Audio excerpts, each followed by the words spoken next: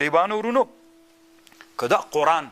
الله داسې وخت راولي او د دې قرآن ترجمه طالبانو په امریکا کې هم شروع سي علما او دعوت اسلام طالبانو یوه جبهه نه ده د اسلام لویه جبهه دعوت ده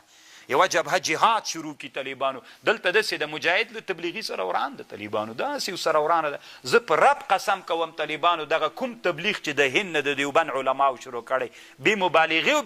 دومره لویه ګټې په اسلامي امت کې کړې طالبانو چې تاسو ته معلومات نه کېږي یعنې طالبانو څومره وخت مخکې په جامعه په هغه کې څه ورته وایي په افریقا کې جنوبي افریقا کې د شپې څه علما راغلل تاسو ته مدرسې دا طالبانو یوه لویه مدرسه د جامعه دارالعلوم زکریا ورته وایي په افریقا کې جنوبي افریقا دا ټول وطن کفر ده خو هلته طالبانو دغه عالم دعوت شروع کړی ده او کار یې کړی ده طالبانو ورځ تر بله نه د اسلام هغه غټیږي لمنه د اسلام غټیږي دا اوس طالبانو یو پاکستانی عالم ده په امریکا کې اوسیږي لاس انجلس کې اوسیږي د قرآن ترجمه کوي په انګلیش باندې ما ورسره لیدلي نه دي نو خو طالبانو ځکه ډېر خوند راکوي چې یو ډېر ښه وسیع فکر لري او ډېر خلاص فکر لري درد لري چې اسلامي امت راغه کي هلته په امریکا کې اوسیږي د قرآن ترجمه کې هر وخت نشر کوي انسانان ترنه راټولي دعوت داسې نه ده چې کار نه ورکوي هر عالم د طالبانو دعوت شروع کړي خامخا 100 نفره ملګري پیدا کېږي چې هر یو عالم 1000 نفره علما دي چې هر یو 100 نفره پیدا کړي دنیا ټوله چاته راغله که نه اسلام ته ته غلی ناست چې تنخوا وکوي چې تنخوا نه ونې کوي زه اوس طالبانو تنخوا نه غواړم که ما دغه ترجمه اوس هغه کې کړې وای طالبانو 1 لک روپۍ چې ورکوي که نه اوس په طالبانو ورونو اما داسې نه طالبانو زه په دې الله باندې 100 په 100 کې یقین او عقیده لرم او دا مې 100 په 100 کې عقیده ده طالبانو ورونو چې الله عز وجل زه د الله دپاره کوم ماته له الله لږه نه بیا ډېر شی راکوي الله دومره غیرتي ذات ده یا ایها الذین آمنوا لا تتخذوا بطانة من دونکم دا داسې چل و طالبانو یو څه مسلمانان ول له یهودو سره یې مخکې له اسلام نه ملګرتیا وله اوس به چې مسلمانان هم ول اسلام هم راوړ دغه مسلمانانو د یهودیانو سره به یې پټ پټ بعضې شیانو کې ملګرتیاوې کولې هغه د امسایهتوب هغه حلفونه د جاهلیت د زمانې حلفونه حلف طالبانو تړون ته وایي مخکې چې اسلام نه مخکې د قومونو کې تړونونه ول تړون به د یو قوم به له بل قوم سره تړون و لکه دا اوس هم د افغانستان په ټولنو کې چې تاسې مخکې وګورئ یو قوم له بل قوم سره لږ داسې مینه یا بل قوم له قوم سره ورانې په دې غټو قومونو کې تاسې پلټنې وکړئ بیا درته معلومات کیږي یا ایها الذین آمنوا لا تتخذوا بطانة منیسی پټ دوستان من دونکم بغیر له تاسې یعنې له خپل ځان نه بغیر بل چا سره خپل مسلمانان بل چا سره ملګرتیا مه نیسئ لا یألونکم خبالا تقصیر نه کوي دا کاپیران له تاسې سره په فساد کې یعنې هر فساد چې له وس ورسېږي در رسوي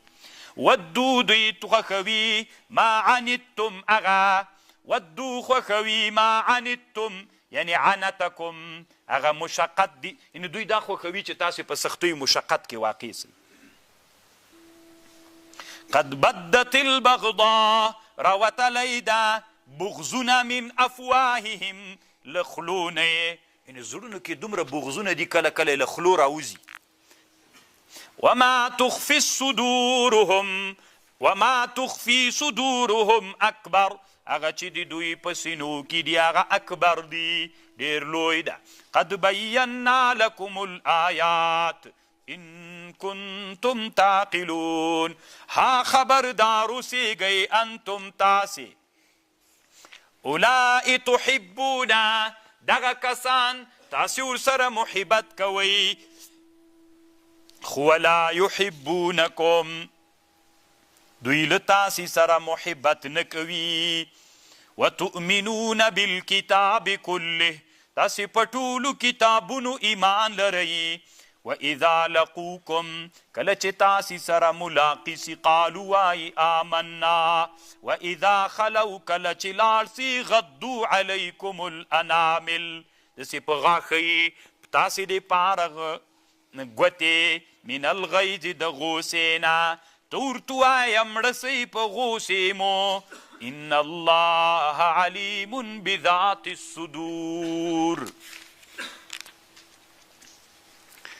ان تمسسکم حسنة که چیرته ورسیږي تاسې ته یوه حسنه نیکۍ تسؤهم دوی غمجنوي وان تصبکم سیئة که ورسیږي تاسې ته ضرر یفرحو خوشحالیږي ورباندې وان تصبروا وتتقوا که چېرته تاسې صبر وکئ تقوا وکئ لا یضرکم کیدهم ضرر نسی رسولی دی دوی چل تاسې ته هیڅ شی ان الله بما یعملون محیط الله دی دوی په عملونو احاطه کړې ده. طالبانو ورونو تاسې ته چې ضرر ورسیږي نو دوی خوشحاله سي او چې تاسې ته نه چې دوی تاسې ته حسنه ورسیږي دوی غمجن سي، تاسې ته چې مصیبت ورسیږي دوی خوشحاله سي. طالبانو ورونو دې کتاب ته بوریقه المحمودیه وایي. دا هم یو ډېر ښه کتاب ده. اصل کې دا کتاب د تزکیې د نفس دپاره جوړ کتاب. دلته طالبانو روح المانی و خبر کړی ده، لږ زه تفصیل کوم. شماتت په دښمن څنګه ده طالبانو؟ خوشحالېدل په دښمن باندې. یو سړی په خپل دښمن خوشحالیږي، دا په اسلام کې څنګه ده؟ په دښمن باندې خوشحالېدل. نو تاسو طالبانو دې خبرې ته غوږ ونیسئ. دښمن ته دې ضرر ورسېده، ته به په دښمن خوشحاله کېږې که نه به خوشحاله؟ یو حالت کې خوشحالېدل ناروا دي طالبانو، یو حالت کې خوشحالېدل روا دي. دښمن د طالبانو ورونو د دغه حیثیته به پې خوشحالېږې چې هغه ظلمونه کول ښه ده چې انسانان له ظلمونه خوشحاله سول، له دغه حیثیت نه به پې خوشحالېږي. دا لږ باریکه مسله ده، دې ته متوجه سئ. ګوره دښمن ته دې ضرر ورسېد، ته به داسې پې خوشحالېږي چې ښه ده الله ډېر ظالم و، ظلم یې کو او ظلم یې کو، الله پاکه ښه ده چې دی هلاک سو، دا مصیبت ورته ورسېد، ښه ده چې الله پاک یې د ظلم نه خلک خلاص کړل. له دغه حیثیته به پې خوشحالېږي. خو له دې حیثیت نه به نه پې خوشحالېږي چې داسې وایې ودي لیده دما زور.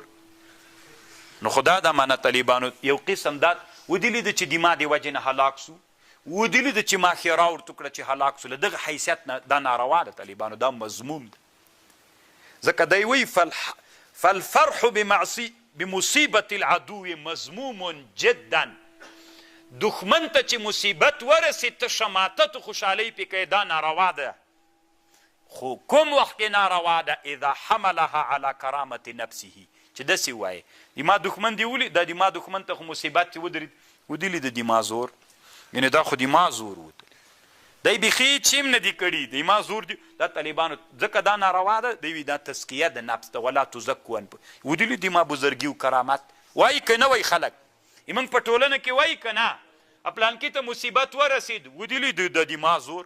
دما کرامت دې ولید، بزرګي دې نه منله، څنګه مې که درته؟ نو دا طالبانو له دغه جهته ناروا ده، مطلق ناروا نه ده چې بیا تعبیر غلط وکړي. طالبانو شماتت په دښمن د دغه حیثیت نه چې ظالمو خلک له ظلم نه خلاص ول بلکل روا ده. خو له دغه حیثیت نه ودلي د دما زور و کرامت و بزرګي چې څنګه مې که درته، نو دا طالبانو له دغه حیثیت نه ناروا ده. او له دغه حیثیت نه ودلي د دما ښېرا مې چې ورته وکړله قبوله سو، څنګه هلاک سو؟ له دې حیثیت هم طالبانو دا څوک ده؟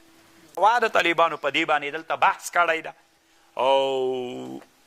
ډېر خوندور بحث یې کړی. نو تاسو طالبانو دې ټکي ته آینده کې فکر وي، موږ او تاسو کې دا ډېر عادت ده چې دښمن هلاک سي ودلي ته دما بزرګي، د په کور کې یو دښمني کلي کې وي چې هغه